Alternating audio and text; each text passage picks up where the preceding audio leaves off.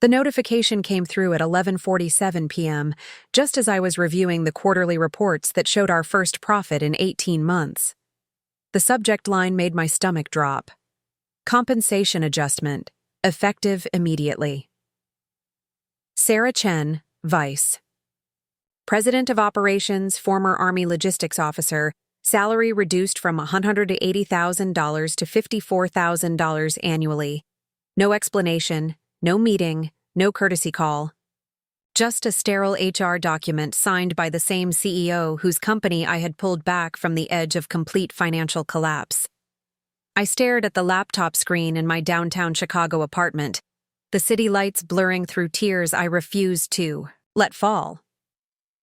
6 months ago, Marcus Webb had begged me to join Titan Industries when their defense contracting division was hemorrhaging money and facing federal investigation. 6 months ago, he'd promised me equity, autonomy, and the resources to rebuild what his previous leadership had destroyed. Now, apparently, saving his company was worth exactly 30% of what he'd originally agreed to pay me. The irony wasn't lost on me. I'd spent 8 years in the Army learning how to fix broken systems, optimize supply chains, and lead teams through impossible circumstances. I'd managed logistics for forward operating bases in Afghanistan, coordinated multi-million-dollar equipment transfers across 3 time zones, and earned 2 Bronze Stars for my service. When I transitioned to civilian life, I thought corporate America would be simpler than military operations. I was wrong about almost everything except my ability to solve problems that seemed unsolvable. Marcus Webb was exactly the kind of leader I'd learned to recognize during my time in service, the type who took credit when things went well and found scapegoats when they didn't. Tall, silver-haired, expensive suits, and a handshake that lingered just long enough to make you wonder if he was genuine or calculating. When he first approached me through a headhunter, Titan Industries was 3 weeks away from losing their largest government contract, a $400 million deal with the Department of Defense for specialized communication equipment. Their previous operations team had mismanaged inventory so badly that they were delivering defective products, missing deadlines, and facing penalty clauses that would have bankrupted most companies. "I need someone who understands how the military thinks," Marcus had said during our first meeting in his glass-walled office overlooking Lake Michigan. "Someone who can speak their language and fix this mess before we lose everything." He'd gestured toward financial projections spread across his mahogany desk, red numbers bleeding across every quarter. "I'll give you complete operational control. Sarah. No micromanagement, no bureaucratic nonsense, just results. I should have asked more questions. I should have demanded everything in writing. I should have recognized the desperation in his voice for what it was, not respect for my abilities, but panic at his own failures. Instead, I saw a challenge that matched my skill set and a salary that would finally give me the financial security I'd earned but never achieved during my military service. I signed the contract 3 days later and started the following Monday, walking into a company that was literally weeks away from complete collapse. The Titan Industries building was a monument to past success, 32 floors of steel and glass in Chicago's financial district, with a lobby that screamed expensive corporate confidence. But by the time I arrived, half the floors were empty, subleased to other companies because Titan couldn't afford the rent. The operations department I was supposed to lead consisted of 6 demoralized employees working out of a cramped conference room, surrounded by towers of unorganized paperwork and outdated computer equipment that belonged in a museum. My first week was like conducting triage in a war zone. The DoD contract wasn't just failing. It was actively damaging Titan's reputation across the entire defense sector. Quality control had been outsourced to the lowest bidder. Inventory management was handled by spreadsheets that hadn't been updated in months, and the production timeline was so far behind schedule that we were paying overnight shipping costs that exceeded our profit margins. The federal investigators weren't just asking questions. They were preparing to recommend contract termination and potential fraud charges. I spent 70-hour weeks rebuilding everything from scratch. I fired the incompetent quality control contractor and hired a team of former military engineers who understood DoD standards. I replaced the ancient inventory system with modern software that could track components in real time and predict supply shortages before they became crises. Most importantly, I personally flew to every major supplier, using my military contacts and reputation to negotiate better terms and faster delivery schedules. These weren't phone calls or email exchanges. I was sitting across tables from company presidents, explaining how Titan's success would benefit their long-term business relationships. The turnaround wasn't immediate, but it was dramatic. Within 8 weeks, our delivery times improved by 60%. Quality control failures dropped from 23% to under 2%. The DoD investigators, instead of recommending termination, began discussing contract extensions and additional projects. Marcus started inviting me to board meetings, introducing me as the miracle worker who saved our company. For the first time since leaving the military, I felt like my skills were being recognized and properly utilized. But even during those early victories, there were warning signs I chose to ignore. Marcus never included me in strategic planning sessions, despite promising operational autonomy. Financial information was shared selectively, usually only the positive metrics that made the company look stable. When reporters from Defense Weekly wanted to interview me about Titan's remarkable recovery, Marcus's assistant politely declined on my behalf, saying the CEO preferred to handle all media relations personally. I told myself these were normal corporate protocols, not deliberate exclusion. The real red flag should have been Emma Webb, Marcus's daughter, who joined the company as Strategic Development Coordinator, just as our DoD contract was being renewed. 26 years old, MBA from Northwestern, zero experience in defense contracting or operations management. Her first week, she spent most of her time shadowing me, asking detailed questions about supplier relationships, inventory optimization, and quality control processes. I assumed she was trying to learn the business. I didn't realize she was documenting everything I'd built so it could be replicated without me. Emma was everything I wasn't. Blonde, polished, comfortable in boardrooms, and gifted with the kind of social confidence that comes from never having to prove yourself. She spoke the language of corporate politics fluently, while I still approached business problems like military objectives that could be solved through competence and hard work.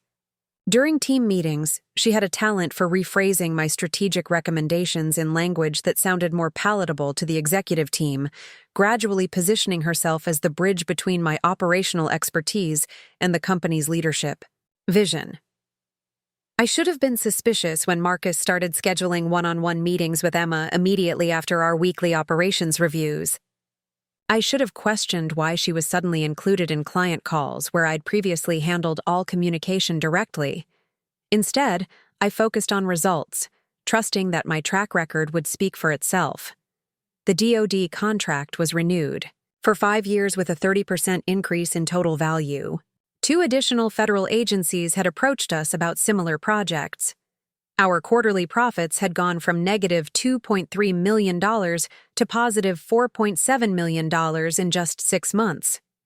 The company that had been 3 weeks from bankruptcy was now being featured in industry publications as a case study in rapid operational improvement. Marcus was invited to speak at conferences about leadership during crisis. Emma was promoted to Director of Strategic Operations, a title that didn't exist before she arrived, but somehow encompassed many of the responsibilities I'd been handling. And I was still operating with the same salary and job description I'd started with, despite delivering results that had literally saved the company from extinction. But I wasn't concerned about titles or recognition. I'd learned in the military that mission success mattered more than personal advancement, and I was proud of what we'd accomplished. Titan Industries was stable, profitable, and positioned for long-term growth. The team I'd built was functioning efficiently, our clients trusted our capabilities, and the operational systems I'd implemented were delivering consistent results. I assumed my contributions were obvious to everyone who mattered, including Marcus. That assumption lasted until the moment I opened my laptop and read the compensation adjustment notice that reduced my salary by 70% without explanation, warning, or apology. As I sat in my apartment that night, staring at the numbers, that represented not just a pay cut but a deliberate insult, I realized I'd been outmaneuvered by people who understood corporate politics better than I understood corporate loyalty. They'd used my competence to save their company, then decided they no longer needed to pay for it. The city outside my window looked the same as it had 6 months ago, but everything else had changed. I'd spent my military career believing that excellence would be rewarded, that solving impossible problems would earn respect and security.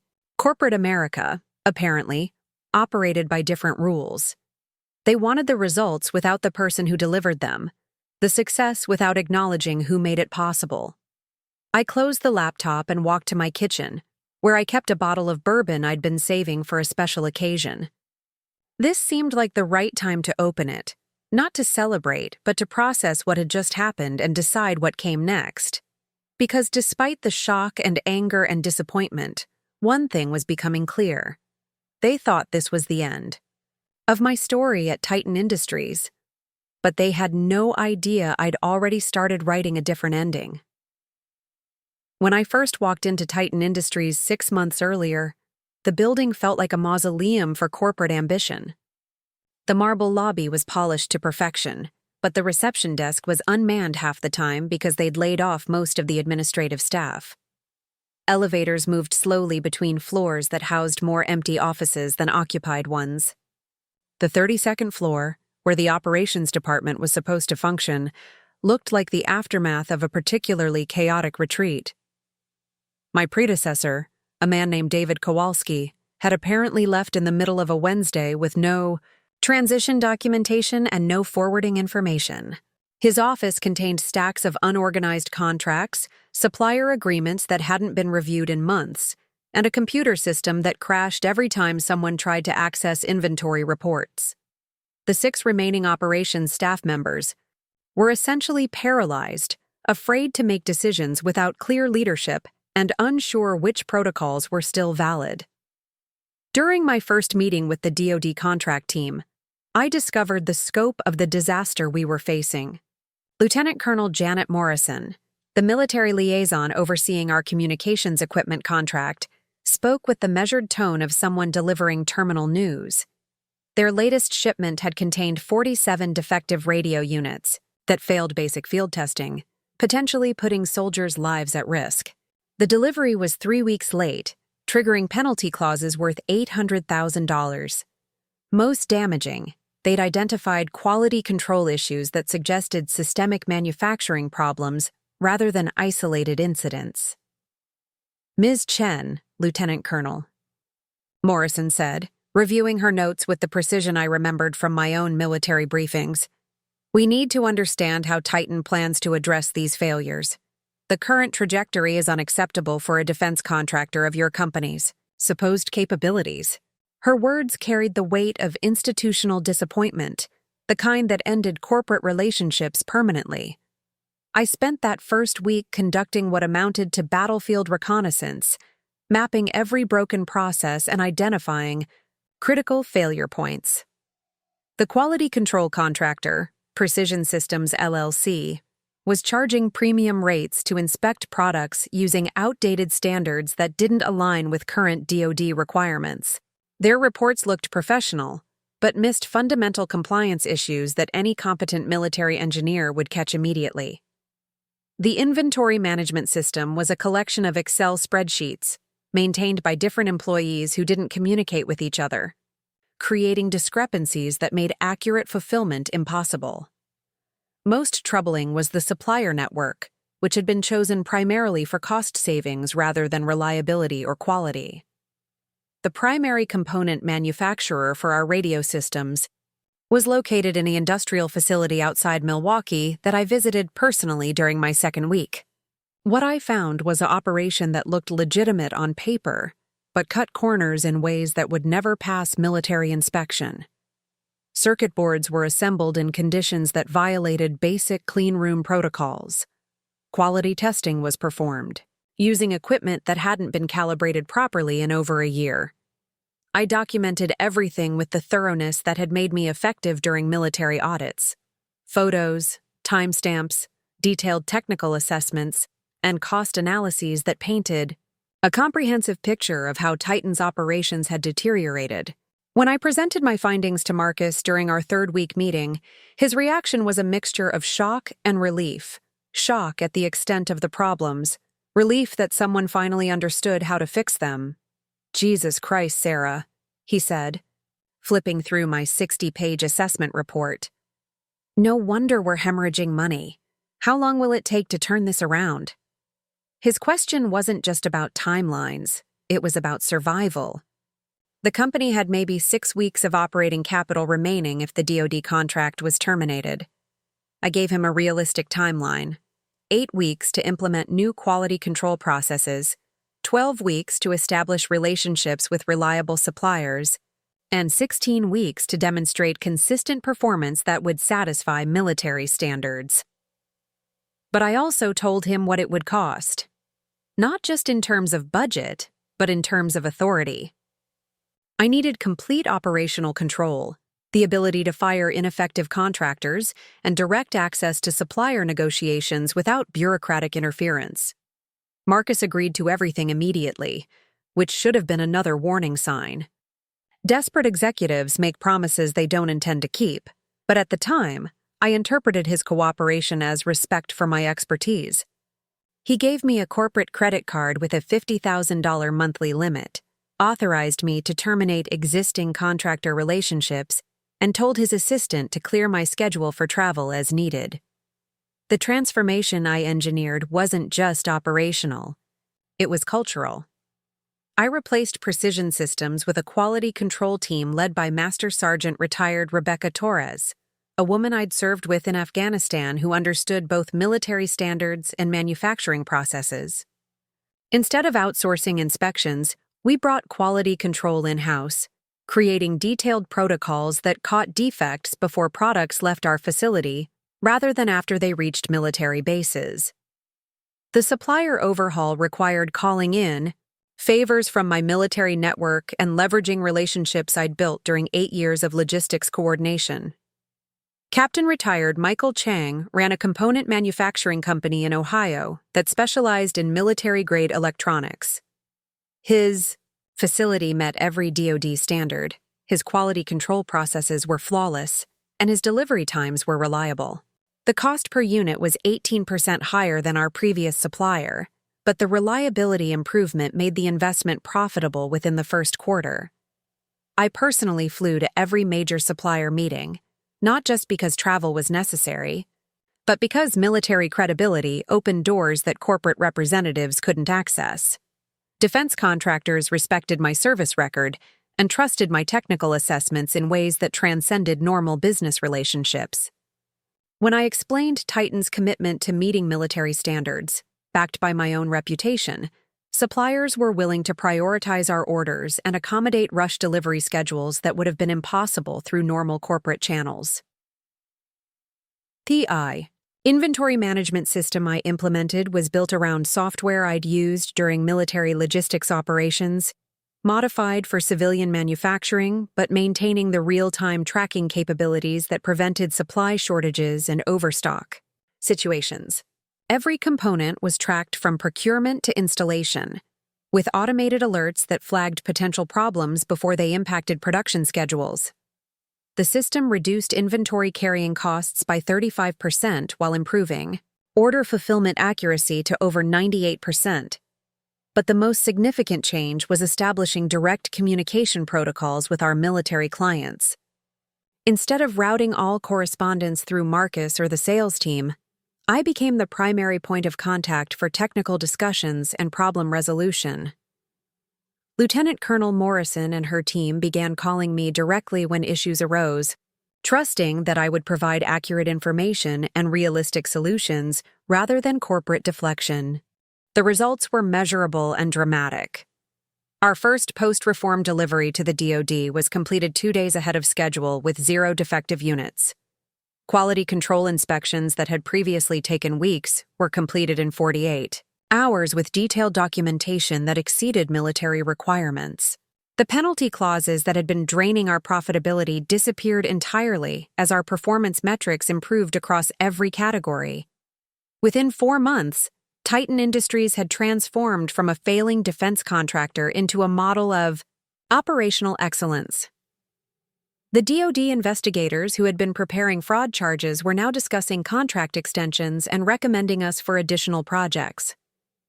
Industry publications began featuring our turnaround as a case study in crisis, management, and operational improvement. Marcus was invited to speak at defense contracting conferences about leadership during difficult transitions. The financial impact was even more impressive than the operational improvements. Our profit margins increased from negative 15% to positive 12% in just 1 quarter. The DoD contract, which had been generating losses due to penalties and rework costs, became our most profitable business line. Cash flow stabilized for the first time in over 2 years, allowing Marcus to renegotiate terms with creditors and avoid the bankruptcy filing that had seemed inevitable when I arrived.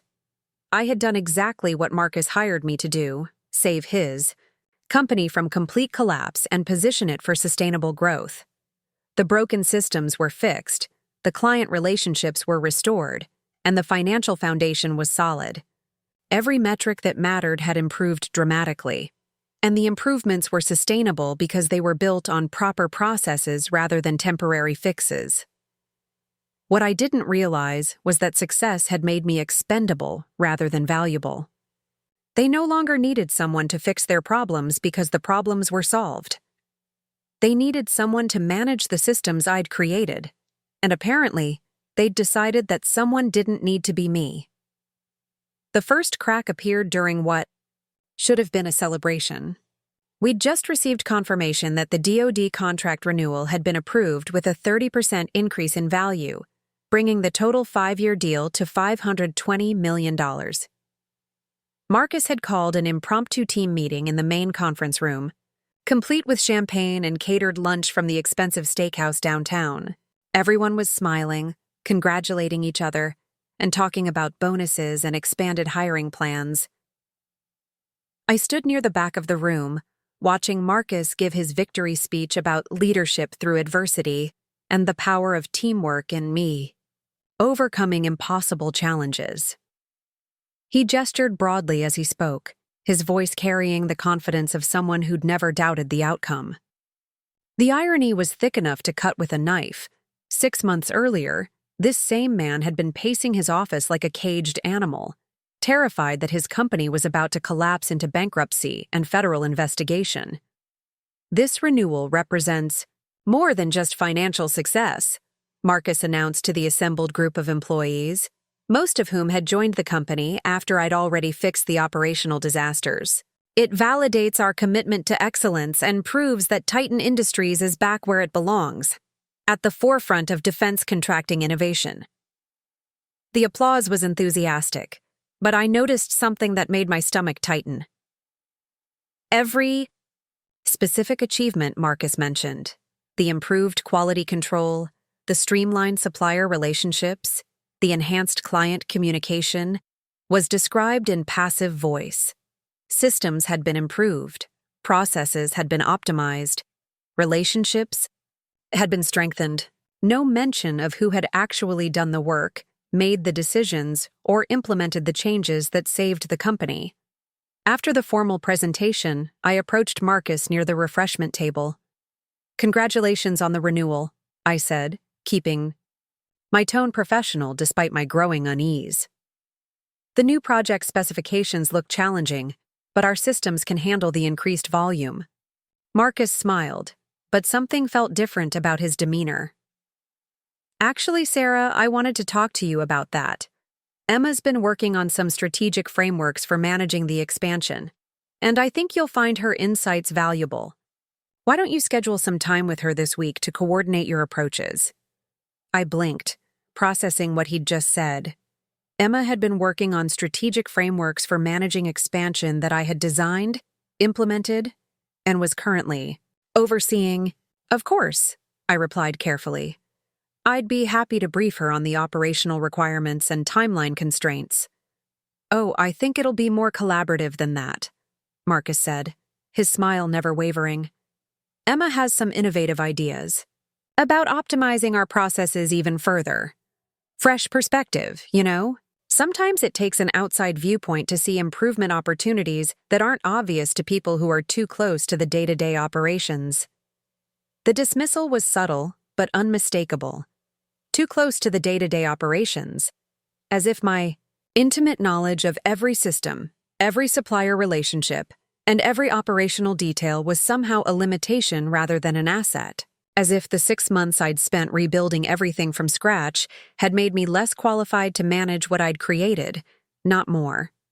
I scheduled the meeting with Emma for the following Thursday, assuming it would be a routine coordination session, where I'd explain technical requirements and she'd provide strategic input from the executive perspective.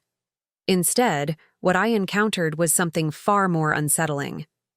Emma arrived with a comprehensive presentation about Operational Excellence Framework integration that contained detailed analyses of our supplier networks, quality control protocols, and client management strategies. I've been studying your implementation model, Emma said, advancing through slides that contained information I'd never shared with her directly. And I think there are opportunities to scale these approaches across multiple contract types, not just defense work. Her presentation was polished, professional, and built entirely on systems I had designed and relationships I had cultivated. The data she was presenting wasn't publicly available information. It included specific cost analyses, supplier performance, metrics, and client feedback summaries that existed only in my operational reports and personal files. Someone had provided her with access to documentation that should have been restricted to essential personnel only. More troubling, her recommendations for scaling and optimization involved centralizing control of supplier relationships and client communications under what she called strategic coordination protocols. These are solid insights, I said carefully, studying slides that contained my own analysis repackaged with different formatting and terminology. How did you develop such detailed familiarity with our supplier performance data? Emma's smile was perfectly calibrated, warm enough to seem collaborative, confident enough to suggest authority. Dad thought it would be valuable for me to get a comprehensive understanding of our operational capabilities before we expand into new contract areas. I've been reviewing documentation from various departments to identify synergies and efficiency, opportunities. Translation. Marcus had given his daughter unrestricted access to my work without informing me or asking my permission. The operational systems I'd built to save the company were being studied, documented, and potentially repositioned under someone else's oversight. The meeting I'd assumed would be collaborative coordination was actually an audit of my work by someone being positioned to potentially replace my decision-making authority. The pattern became more obvious over the following weeks. Client calls that I'd previously handled directly were suddenly being coordinated through Emma's office. Supplier negotiations that had been my responsibility for months were reassigned to a strategic procurement team that Emma was organizing.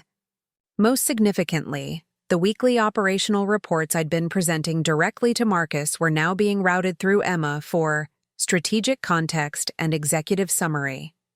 During one particularly frustrating week in March, I discovered that Emma had scheduled a meeting with our primary component supplier, Captain Chang's manufacturing company in Ohio, without informing me beforehand. I only learned about it when Captain Chang called me directly to confirm technical specifications that Emma apparently couldn't answer during their initial conversation. "Sarah, I'm a little confused," Captain Chang said during our phone call. "This Emma Webb person contacted me about potentially expanding our contract relationship, but she doesn't seem familiar with the quality control protocols we established. She was asking about cost reduction opportunities that would require changes to our manufacturing processes." I felt something cold settle in my chest. The quality control protocols Captain Chang was referring to were the foundation of our operational turnaround. They were specifically designed to meet military standards that couldn't be compromised for cost savings without risking contract violations and potential safety issues. Emma's inquiry about cost reduction suggested either a fundamental misunderstanding of why our systems worked or a willingness to sacrifice quality for profit margins. "I'll clarify the requirements with her," I told Captain Chang. "Our technical specifications aren't negotiable, but I'll make sure she understands the strategic rationale behind our current protocols." When I raised the issue with Emma later, that day her response was a masterpiece of corporate deflection. "I was just exploring options," she said with practiced innocence. "Dad asked me to look into whether our operational costs could be optimized without impacting quality. I thought it would be valuable to understand what flexibility might exist in our supplier relationships. But Marcus hadn't asked me to explore cost optimization options. If he had concerns about operational expenses, the logical approach would have been to discuss them with the person who designed and managed those systems. Instead, he'd assigned his daughter to investigate potential changes to supplier relationships that I'd spent months cultivating and that were critical to our continued success. The erosion of my authority accelerated throughout the spring. Decisions that had previously been mine to make were suddenly requiring strategic consultation with Emma's team. Supplier meetings that I'd been handling independently were converted to collaborative sessions, where Emma participated as an equal contributor despite having no technical background or operational experience. Most frustrating, client communications that had been direct between me and military liaisons were being redirected through a strategic communications protocol that Emma had developed. The breaking point came during a critical quality control issue in early April. One of our radio units had failed field testing at Fort Bragg, not because of manufacturing defects, but because of a software calibration error that required immediate attention. Lieutenant Colonel Morrison called me directly, as she had been doing for months, to discuss technical solutions and implementation timelines. Instead of handling the issue immediately, as I'd always done, I was instructed to route the communication through Emma's strategic coordination team for appropriate response protocol. The delay was minimal, maybe 6 hours, but the principle was significant.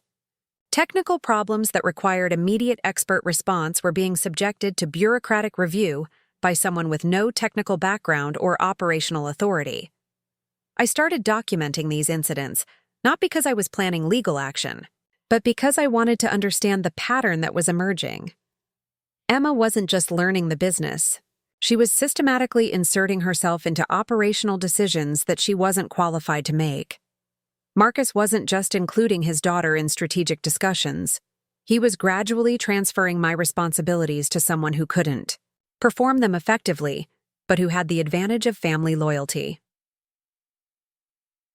The most telling incident occurred in late April during a supplier crisis that should have been routine for someone with my experience. Our secondary component manufacturer in Michigan had experienced a production equipment failure that threatened to delay a critical delivery by 2 weeks. In the past, I would have immediately contacted our backup suppliers, adjusted production schedules, and communicated revised timelines to our client within hours. Instead, Emma insisted that the crisis required strategic assessment before any action could be taken. She scheduled a meeting for the following morning to evaluate options and coordinate response strategies. Meanwhile, the clock was ticking on delivery commitments that could trigger penalty clauses if we missed deadlines. I spent an entire evening waiting for permission to implement solutions that I'd successfully executed dozens of times before. The meeting itself was a study in how bureaucracy can paralyze effective decision-making. Emma presented a comprehensive analysis of our options, complete with risk assessments and cost projections, while the actual problem remained unsolved.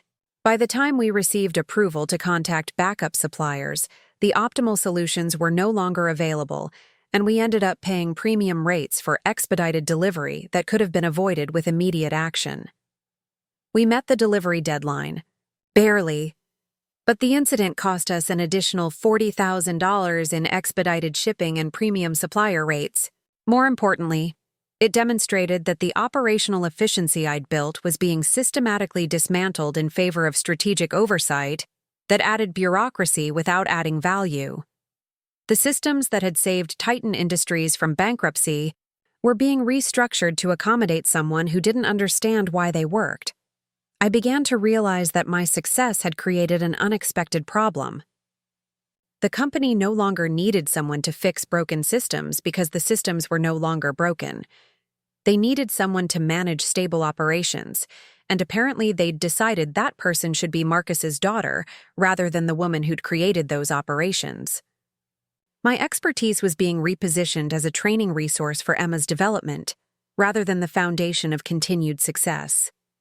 The transition was being handled with corporate politeness that made direct confrontation impossible. Nobody was questioning my competence or criticizing my performance. Instead, they were gradually reducing my authority while maintaining the fiction that I was still essential to operations.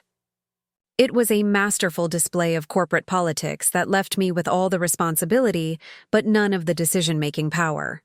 The moment of absolute clarity came on a Tuesday morning in early May, when I arrived at the office to find my access card wouldn't open the secure operations room where I'd been working for the past 6 months.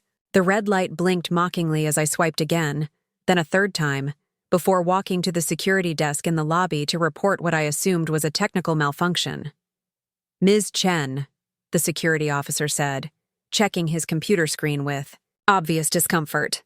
"Your access has been updated. You'll need to speak with HR about the new protocols." His reluctance to make eye contact told me everything I needed to know. This wasn't a malfunction. It was intentional. I found Janet Kowalski, the HR director, in her office reviewing what appeared to be personnel files. She looked up when I knocked, her expression carefully neutral in the way that people practice when they're about to deliver unwelcome news. "Sarah, come in. I was actually planning to schedule a meeting with you today about some operational restructuring." "I can't access the operations room," I said, remaining standing near her door. "My card isn't working." Janet nodded slowly, as if this revelation wasn't a surprise. "That's part of what I wanted to discuss. There have been some changes to the security protocols around sensitive operational data. Emma Webb has been designated as the primary access coordinator for strategic operations documentation." The words hit me like a physical blow. Strategic operations documentation. They'd created a bureaucratic euphemism for the systems I'd built, the processes I'd designed, and the relationships I'd cultivated. Emma wasn't just learning my job. She was being given institutional control over everything I'd created to save this company. "I need access to those files to complete the quarterly DoD compliance review," I said, keeping my voice steady despite the rage building in my chest. "The deadline is next Friday, and Lieutenant Colonel Morrison is expecting detailed performance metrics and process documentation." "Of course," Janet replied smoothly. "You'll just need to coordinate with Emma's team to request specific documents. As needed." She's implementing a new organizational framework to ensure better strategic oversight of operational deliverables. Strategic oversight of operational deliverables. More corporate language designed to obscure the reality that they were systematically removing my access to the work I'd done while expecting me to continue delivering results. They wanted my expertise without giving me the tools to apply it effectively, my knowledge without acknowledging my authority, my responsibility without my control. I spent the rest of that morning in a state of carefully controlled fury, sending polite emails to Emma's assistant requesting access to files I'd created, documentation I'd written, and systems I'd implemented. Each request required justification, approval, and coordination through a bureaucratic process that turned simple tasks into multi-hour endeavors. What had previously taken me 15 minutes now required half a day of administrative navigation. The absurdity reached its peak when I needed to access my own operational manual, a 200-page document I'd written during the first month to standardize procedures and ensure continuity if I was ever unavailable. Emma's assistant informed me that the manual was being reviewed for strategic alignment, and would be available for my reference once the review process was complete. I was being denied access to my own work because someone with no operationals experience was evaluating whether it met standards I had created. That afternoon, I received an email from Marcus requesting a meeting to discuss evolving operational structures and strategic coordination protocols. The meeting was scheduled for Thursday at 2 p.m. in the main conference room, with Emma attending as Strategic Operations Coordinator. The same conference room where we'd celebrated the DoD contract renewal just 2 months earlier was now the venue for what was clearly going to be my professional demotion. I used the time between Tuesday and Thursday to conduct my own investigation into what was actually happening behind the corporate euphemisms and strategic restructuring language. What I discovered was a systematic campaign to transfer my responsibilities, relationships, and institutional knowledge to Emma while maintaining the fiction that I remained essential to operations. It wasn't just about access cards and bureaucratic processes. It was about erasing my role while preserving my function. Captain Chang from our Ohio supplier had received multiple calls from Emma's office requesting detailed information about our manufacturing processes, quality control protocols, and cost structures. When I contacted him directly, he expressed confusion about why 2 different people from Titan were asking for the same information through different communication channels. He'd been providing duplicate reports to both Emma and me, not realizing that his relationship with our company was being transferred without his knowledge or consent. Lieutenant Colonel Morrison had received similar dual communications. Emma's team had begun copying themselves on correspondence that had previously been direct between Morrison and me, inserting themselves into technical discussions where they added no value but consumed significant time with questions that demonstrated fundamental misunderstanding of military requirements and operational constraints. Morrison, with characteristic military directness, had mentioned her frustration during our last phone call. "Sarah, I'm not sure what's happening with your internal structure," Morrison had said, "but I'm getting contradictory information from different people in your organization." Emma Webb contacted me yesterday asking about flexibility in technical specifications that you and I already determined were non-negotiable. It's creating confusion that I don't have time to manage. Most revealing was what I discovered about the financial restructuring that had accompanied my access restrictions. The operational budget I'd been managing had been transferred to Emma's strategic coordination team, but the responsibility for delivering results remained with me. I was expected to maintain the same performance standards and meet the same deadlines, while having no direct control over the resources necessary to accomplish those goals. It was an impossible situation designed to create failure that could then be attributed to my inability to adapt to new organizational structures. The Thursday meeting confirmed everything I'd suspected and revealed additional layers of calculated manipulation that I hadn't anticipated. Marcus opened with his usual corporate speak about organizational evolution and strategic optimization, but the substance was brutally simple. My role was being redefined as a technical consultant who would provide expertise to Emma's strategic operations team rather than managing operations directly. "Sarah, you've done incredible work stabilizing our operational foundation," Marcus said, his tone carrying the false warmth of someone delivering a pre-rehearsed message.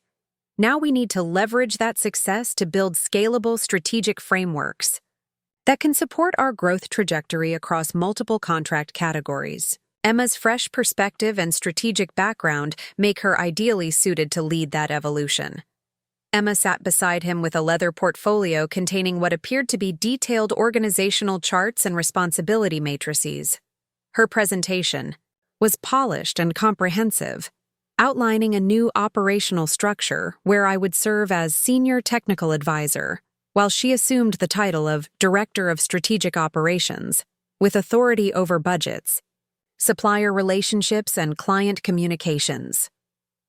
The promotion was dressed up in language about utilizing my expertise more strategically and focusing my capabilities on high-level technical challenges, but the reality was obvious. I was being removed from operational control while remaining responsible for operational outcomes. Emma would get the authority, the relationships, and the credit, while I would get the blame if anything went wrong. I appreciate the confidence. In my technical capabilities, I said carefully, studying the organizational chart that showed my name in a box connected to Emma's through a dotted line indicating advisory relationship. But I'm concerned about maintaining continuity in our supplier relationships and client communications during this transition. Those relationships took months to establish and require consistent management to remain effective. Marcus and Emma exchanged a glance that lasted just long enough to confirm they'd anticipated this objection and prepared a response. "That's exactly why we're implementing this gradually," Emma said, her voice carrying the practiced confidence of someone who'd rehearsed this conversation. "I'll be working closely with you to ensure smooth transition of all external relationships. Your expertise will be invaluable in helping me understand the nuances of those partnerships." Translation: she planned to extract everything I knew about supplier relationships and client management, then position herself as the primary contact once she felt confident enough to proceed without my input. The technical advisory role would last exactly as long as it took her to absorb my institutional knowledge and establish direct relationships with the people I'd spent months cultivating. The meeting lasted 90 minutes and covered every aspect of my professional identity at Titan Industries. My office would be relocated to a smaller space on the 28th floor. My direct reports would begin reporting to Emma's team. My access to financial systems would be modified to reflect my advisory rather than managerial role. Even my parking space in the executive garage would be reassigned to accommodate Emma's expanded responsibilities.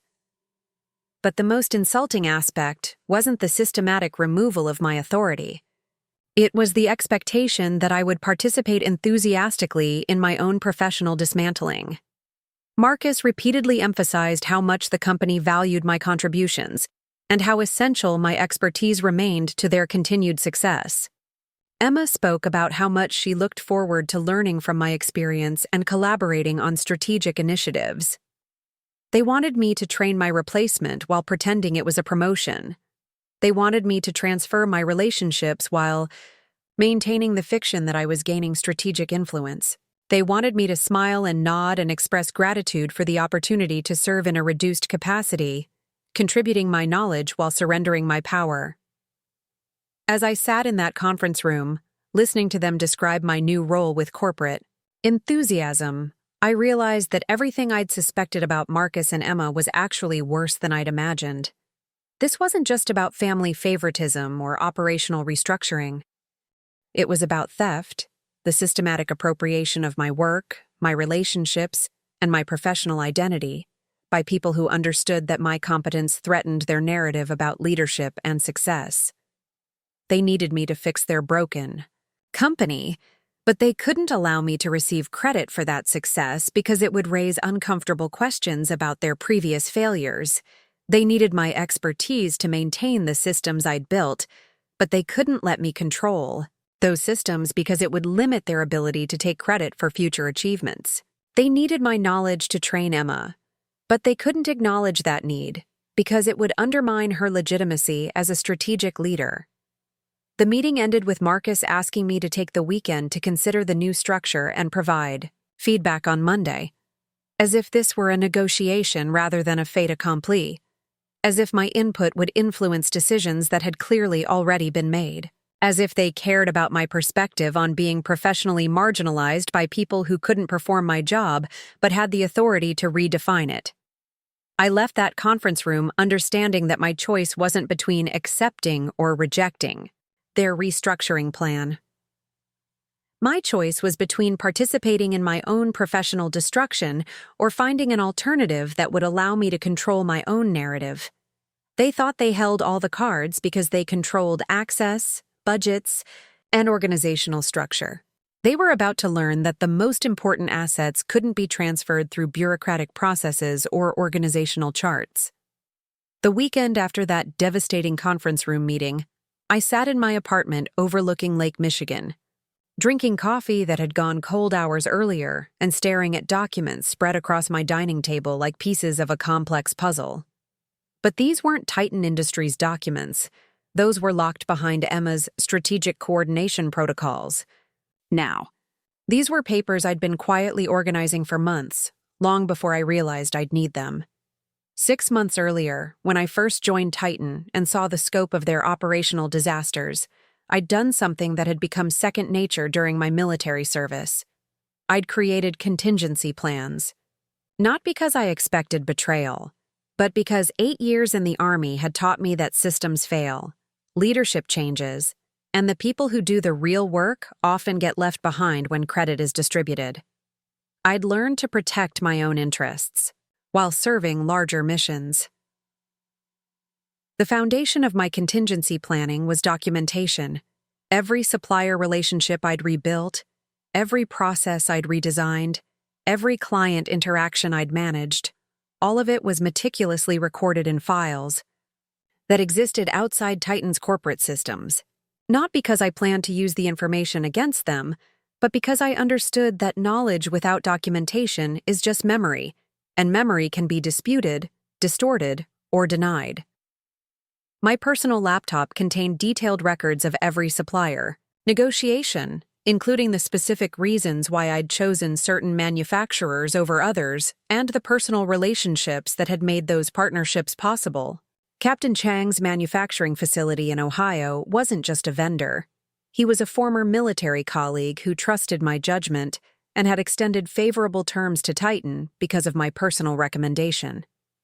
The quality control protocols that had transformed our DoD compliance weren't just standard procedures. They were customized solutions I'd developed by combining military standards with civilian manufacturing capabilities. More importantly, I'd maintained separate communication, channels with every critical stakeholder in Titan's supply chain and client base. Not secret channels. Everything was professional and transparent, but direct relationships that existed because of my expertise and reputation rather than my corporate title.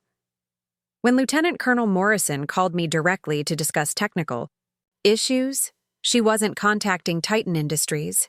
She was contacting Sarah Chen, the former Army logistics officer whose judgment she trusted. The conversations I'd had with suppliers and clients over the past months had revealed something that Marcus and Emma didn't understand. Loyalty in the defense contracting world was personal, not institutional. Companies like Titan came and went, but relationships between competent professionals lasted for decades. The trust I'd built wasn't transferable through organizational charts or strategic coordination protocols. During my second month at Titan, Captain Chang had mentioned something during one of our supplier meetings that I'd filed away without thinking much about it at the time. "You know, Sarah," he'd said while we were reviewing quality control specifications, "if you ever decide to start your own consulting practice, I'd be interested in working with you directly. These kinds of partnerships are about trust between people, not contracts between companies." At the time, I'd laughed and said something polite about being committed to Titan's success, but Chang's comment reflected a perspective I'd encountered. Repeatedly, the defense industry was a relatively small community where reputation mattered more than corporate affiliation. The professionals who made real decisions, procurement officers, quality control managers, project supervisors, knew who actually did the work and who just took credit for results. Lieutenant Colonel Morrison had expressed similar sentiments during a phone call in March when she was frustrated with some bureaucratic delays from Titan's administrative team. "Sarah, I appreciate that you handle these issues directly," she'd said. "Too many contractors hide behind layers of corporate structure when problems arise. It's refreshing to work with someone who takes personal responsibility for results." These weren't casual compliments. They were professional assessments from people whose careers depended on identifying competent partners and avoiding unreliable ones. Morrison, Chang, and dozens of other key stakeholders had formed working relationships with me personally, not with Titan Industries as an abstract corporate entity. Those relationships represented value that couldn't be transferred through Emma's strategic coordination frameworks. But documentation and relationships were only part of my contingency planning. The most crucial element was financial independence, the ability to walk away from Titan without compromising my personal security or professional options. Military service had taught me to live below my means and maintain emergency resources, habits that had served me well during the transition to civilian life.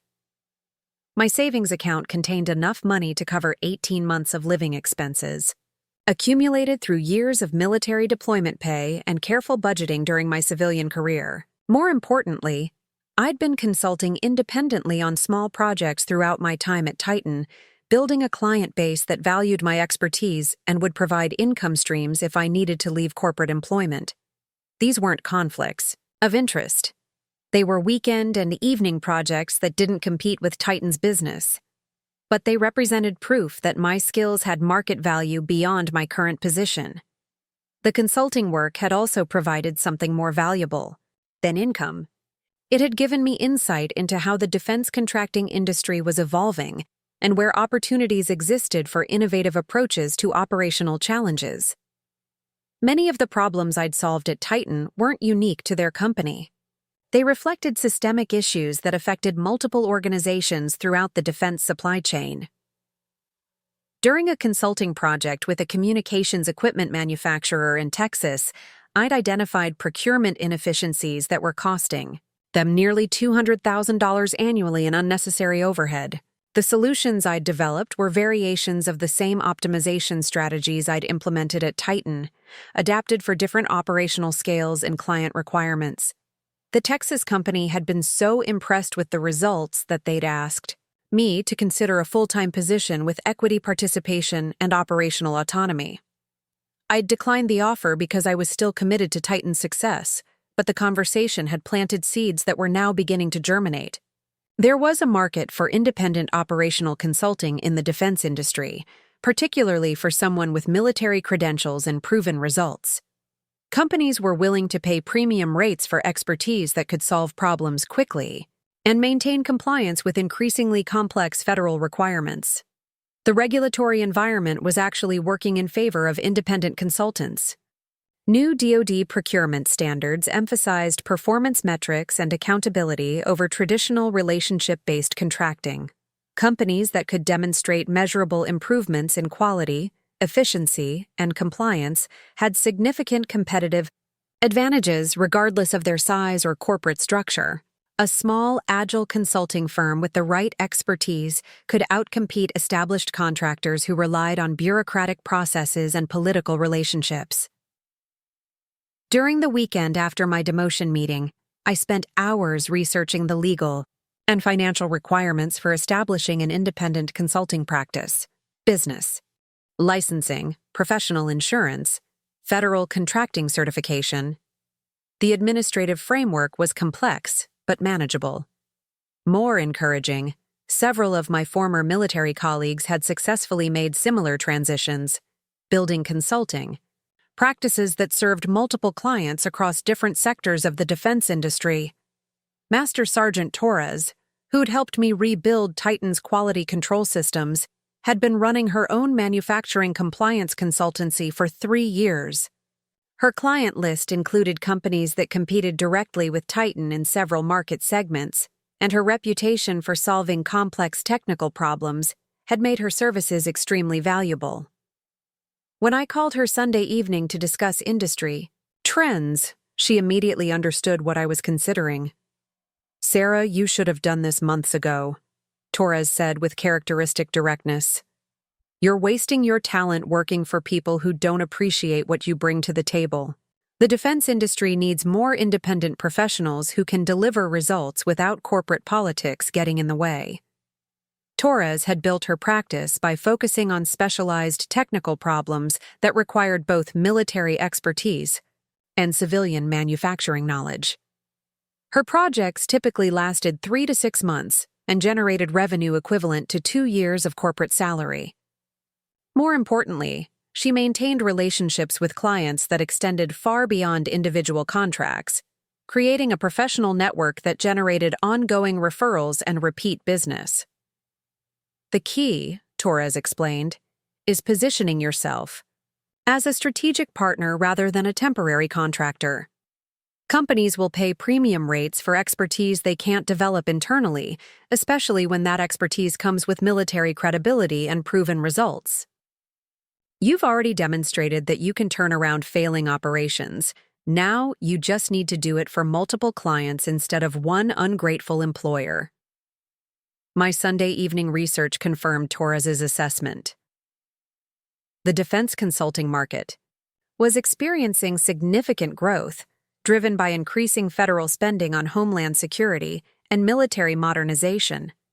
Companies needed specialized expertise to navigate complex procurement processes, maintain compliance with evolving regulations, and optimize operations for efficiency and profitability. Independent consultants who could deliver measurable results had virtually unlimited opportunities for professional and financial growth. But the most compelling aspect of independent consulting wasn't the financial potential or professional autonomy. It was the opportunity to build something that belonged to me, rather than contributing to something that could be taken away through corporate politics and family favoritism. Every process I designed, every relationship I cultivated, and every success I achieved would be attributed to my name rather than absorbed into someone else's strategic framework. Monday morning, I walked into Titan Industries with a completely different perspective on my situation. The building looked the same, the people behaved the same, and the corporate bureaucracy functioned with the same inefficient predictability. But I was no longer emotionally invested in their success or dependent on their recognition.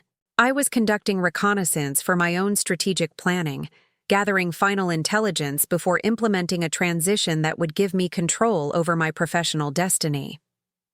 The irony was perfect. They thought they were marginalizing me, but they were actually liberating me from an organization that had never deserved my loyalty or appreciated my contributions.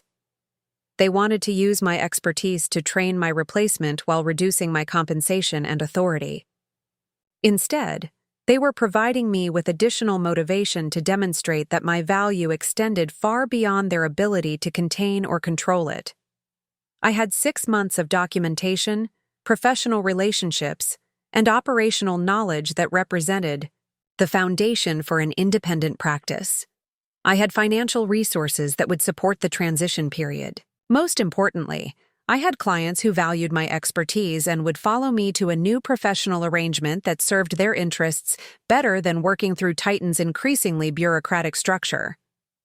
Marcus and Emma thought they were winning by systematically removing my authority while maintaining access to my knowledge. They had no idea that every restriction they imposed was actually pushing me toward a solution that would demonstrate the difference between institutional power and professional competence. They were about to learn that the most valuable assets can't be transferred through organizational charts or controlled through access restrictions. The salary reduction notice arrived exactly 72 hours after I'd submitted my final compliance report under the new strategic coordination protocols. Emma had spent 3 weeks reviewing documentation that would have taken me 45 minutes to compile, asking questions that revealed fundamental gaps in her understanding of military procurement standards. The report she eventually approved was a diluted version of my original work, stripped of technical details that made it useful but maintaining enough corporate language to sound professionally impressive. Marcus's email was brief and clinical. Effective immediately, your compensation has been adjusted to reflect your new advisory role within our strategic operations framework. Your annual salary will be reduced from $180,000 to $54,000, with opportunities for performance-based increases pending successful integration with our new organizational structure. No phone call, no meeting, no explanation beyond bureaucratic euphemisms that disguised deliberate humiliation as administrative efficiency. I read the message 3 times, not because I didn't understand it, but because I was amazed by the sheer audacity of reducing my salary by 70% while expecting me to continue delivering the same results. They wanted my expertise at consultant rates while maintaining the fiction that I was still a full-time employee. They wanted my relationships and knowledge at a discount that reflected their assessment of my reduced organizational value. The timing wasn't coincidental.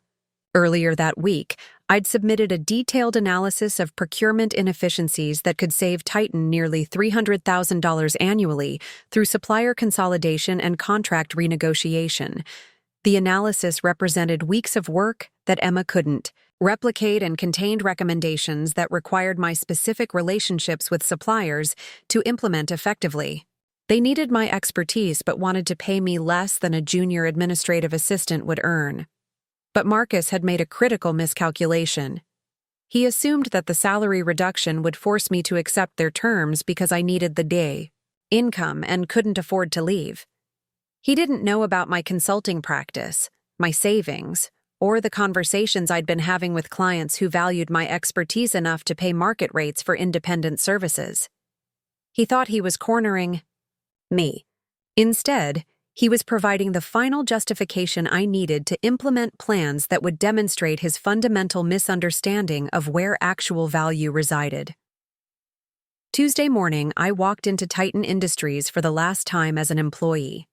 I spent the day completing transition documentation, not because I cared about their operational continuity, but because I wanted to maintain professional standards that would reflect well on my reputation. Every process manual, every supplier contact list, and every client communication protocol was documented with military precision and transferred to Emma's team with detailed explanations they wouldn't understand until problems arose. Lieutenant. Colonel Morrison called while I was finishing the transition documentation. Sarah, I'm getting conflicting information from your office about the Q3 compliance review timeline, she said with familiar frustration. Emma Webb told me you're no longer handling technical coordination, but she couldn't answer basic questions about our testing protocols. Can you clarify your current role? Actually, Colonel Morrison, I said, choosing my words carefully, I'm transitioning to independent consulting. If you'd like to continue our working relationship, I'd be happy to discuss how that might work within federal procurement guidelines. The conversation that followed lasted 20 minutes and ended with Morrison requesting a formal proposal for ongoing technical support services. By Wednesday, I'd submitted my resignation letter and begun the process of establishing Chen Defense Solutions as a certified federal contractor. The business registration process I'd researched months earlier proceeded smoothly, accelerated by contacts from my military network who understood the value of expedited processing for veteran-owned businesses. Within 72 hours, I had business licenses, professional insurance, and preliminary certification for federal contracting work. Captain Chang was my first official client. When I explained that I was leaving Titan to establish an independent practice, his response was immediate and enthusiastic. I've been hoping you'd make this move, he said during our Friday morning call. Working with Titan's bureaucracy has become increasingly difficult, but I trust your technical judgment completely. Let's discuss a direct consulting relationship. The contract we negotiated was straightforward. Technical consulting services for supply chain optimization and quality control implementation, with performance metrics that reflected my actual contributions rather than corporate overhead costs. The monthly retainer was equivalent to my previous full-time salary at Titan, but the work could be completed in approximately 15 hours per week, leaving time for additional clients and projects. Master Sergeant Torres provided the second contract through her network of manufacturing compliance specialists. A communications equipment company in North Carolina needed operational assessment and DoD certification support for a new product line. The project timeline was 4 months with potential for extension, and the compensation reflected premium rates for specialized military expertise. By the end of my first week as an independent consultant, I had 3 active contracts generating more revenue than my previous Titan salary, with the flexibility to choose projects that aligned with my professional interests and values. More importantly, every client relationship was built on direct appreciation for my expertise, rather than filtered through corporate politics or family favoritism. The most satisfying development came during my second week of independence. Lieutenant Colonel Morrison contacted me about a compliance issue that had emerged during routine testing of Titan's latest delivery. Several radio units had failed inspection due to calibration errors that Emma's team couldn't diagnose or correct.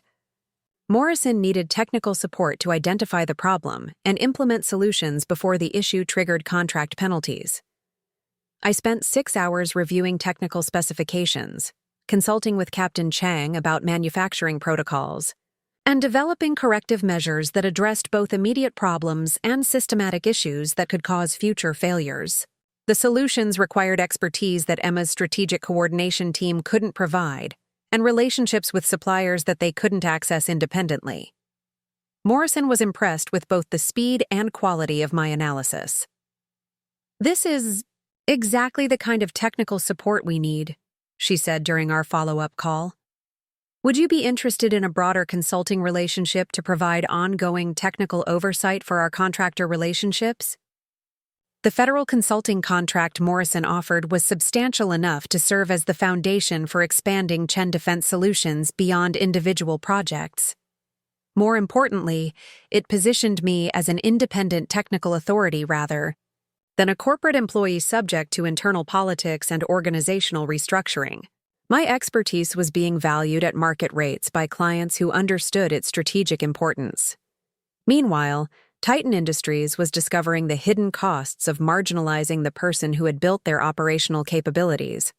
Emma's team was struggling with supplier relationships that required technical knowledge and personal credibility they couldn't replicate through strategic coordination protocols. Quality control issues were emerging because the people implementing oversight didn't understand the technical standards that had made the systems effective. Marcus called me twice during my third week of independence, ostensibly to request consulting, support for operational issues that Emma's team couldn't resolve. Both conversations were exercises in corporate face-saving, attempts to maintain access to my expertise without acknowledging that their strategic restructuring had eliminated essential capabilities. I politely declined both requests, explaining that my client commitments didn't allow time for additional projects. The calls stopped after I mentioned that Lieutenant Colonel Morrison had become a direct client for technical oversight services. Marcus understood immediately that I was now providing independently the same expertise that Titan had been delivering through my employment, but with better responsiveness and more competitive pricing. His attempt to reduce my value by cutting my salary had instead motivated me to demonstrate that value in a market context where clients paid premium rates for competence. 6 months later, Chen Defense Solutions employed 4 full-time consultants and maintained contracts with 12 federal agencies and defense contractors. The company I'd built from my apartment dining table was generating more revenue than Titan's entire operations division had produced during my tenure there. More importantly, every employee was a military veteran whose expertise was valued and compensated appropriately, creating the kind of professional culture that had been impossible within Titan's corporate structure. Titan Industries, meanwhile, had lost their DoD contract renewal after a series of quality control failures and compliance violations that Emma's team couldn't resolve. Marcus's strategic restructuring had eliminated the operational expertise that had made their success possible, leaving them with bureaucratic processes that couldn't deliver results. The company that had been weeks from bankruptcy when I arrived was facing similar challenges again, but this time without anyone capable of implementing solutions. The final irony came when Emma Webb contacted me through LinkedIn, requesting a meeting to discuss potential consulting opportunities with Titan. Her message was professionally worded but desperate in substance, acknowledging that they needed independent technical support to address operational problems that exceeded their internal capabilities. She offered to pay consulting rates that were triple what they'd proposed as my reduced salary, apparently unaware that my calendar was fully booked with clients who valued expertise enough to secure it through competitive contracts rather than organizational manipulation. I never responded to Emma's message, not out of spite, but because success had made such gestures irrelevant. Chen Defense Solutions was building relationships with clients who understood that operational excellence required competent professionals, not strategic coordination protocols. My expertise was being applied to solve problems for organizations that appreciated results rather than corporate politics. The woman who had been told her value was worth 30% of her previous salary was now earning 5 times that amount, while building something that belonged to her rather than contributing to something that could be taken away. Marcus and Emma had taught me an invaluable lesson about the difference between institutional power and professional competence, and I'd applied that lesson to create opportunities they couldn't control or diminish. They'd thought cutting my salary would force me to accept their terms. Instead, they'd motivated me to discover what my expertise was actually worth in a market that valued results over relationships, competence over corporate titles, and professional excellence over family favoritism. If this story resonates with you, if you've ever been undervalued by people who couldn't recognize your worth, remember this: your expertise belongs to you, not to the organization that temporarily employs it. Sometimes the greatest favor someone can do is force you to discover your true value in a market that will appreciate and compensate it appropriately. Don't let anyone convince you that their limitations define your potential. Like this video if you believe competence should be rewarded. Subscribe for more stories about professionals who refuse to accept less than they deserved, and share this with someone who needs to hear that their expertise has value beyond whatever their current employer is willing to recognize. Your worth isn't determined by their willingness to pay for it.